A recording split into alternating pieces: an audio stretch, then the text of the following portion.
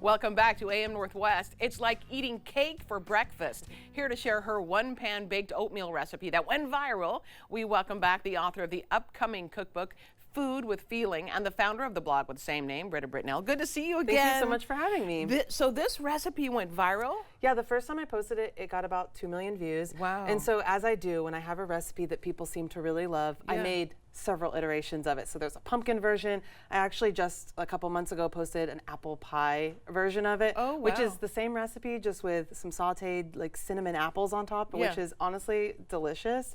So yeah, people really love this recipe, and for good reason, because it's so simple, it's absolutely delicious, and I'm not a meal prepper, but for those that are, it's like a really great meal prep recipe. Okay, and your daughter loves this too, right? Yeah, she loves oatmeal. All right. So let's should we go make ahead. it? Sure, let's make it. We start with a mashed banana. Okay. Some people don't like the flavor of banana, so you could do applesauce or a couple different other things if you wanted, but I just put it right in the pan. I usually grease the pan a little bit first, and then I mash the banana right up in there. And I can see that it's really ripe. Yeah, so I go for a really ripe one. Because they're sweeter. Exactly, kind of like you would with banana bread. Right. But if you don't have a really ripe one, a slightly less ripe one will work as well. So I usually mash this up really good, but that's about good enough. So just mash the banana right in the pan, which is part of why I love this. There's no cleanup. Right. So then we're gonna do a cup of oats, just regular old-fashioned oats go in there.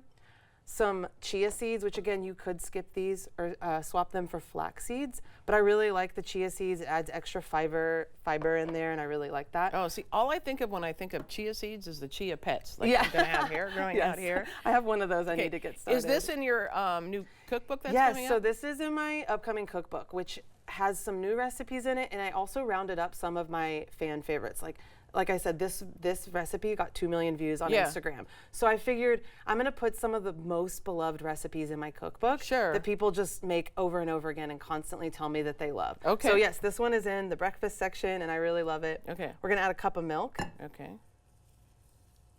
And then that is actually it. So then you just stir it up and get it kind of nice and mixed in. You really, what you're looking for. I love the smell of bananas and milk. Yeah, so good. It just makes me immediately think of banana bread. Yeah. So you just want to get it so that all of the oats are covered in the liquid. Other than that, that's like it's basically done. That's almost literally it. Okay. Which I really love. So then could you substitute? Sorry for interrupting you all no. the time.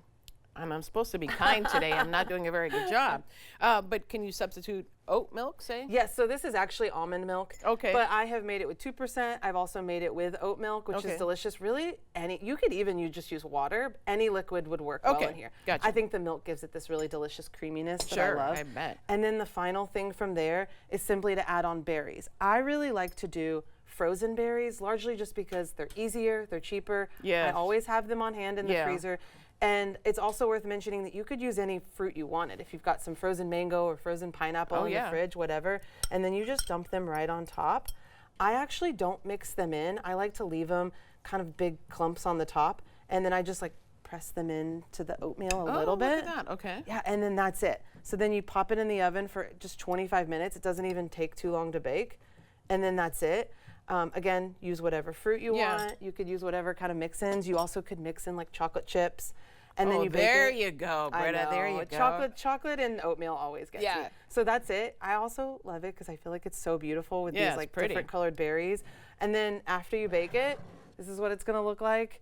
I also put a little bit of toasted coconut on there, so we that's can what show it that. is. Okay, that's what it is. Just a little bit of coconut on there, which I love coconut.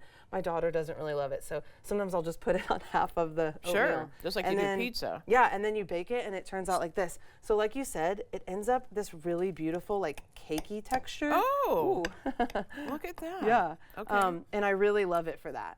So I just slice you serve like a slice of it. Yeah. Okay. So I just serve it as like a slice because again when it bakes up, it kind of solidifies in a way that ends up being kind of like cake. See if I can get it out of there. Okay. You got it. So see, it's like pretty solid. Yeah. And then again, I like this largely because it's so beautiful, but it's so easy to make. And you do this ahead of time if you want, so that it's ready for the kids in the morning, right? Yeah, almost like you would with overnight oats. So if you want to try a bite of that, I'll try it. Just like overnight oats, you could mix all of this together, just put saran wrap or something on top of it, and then pop it in the oven in the morning, or bake it ahead of time and kind of meal prep it, which is great.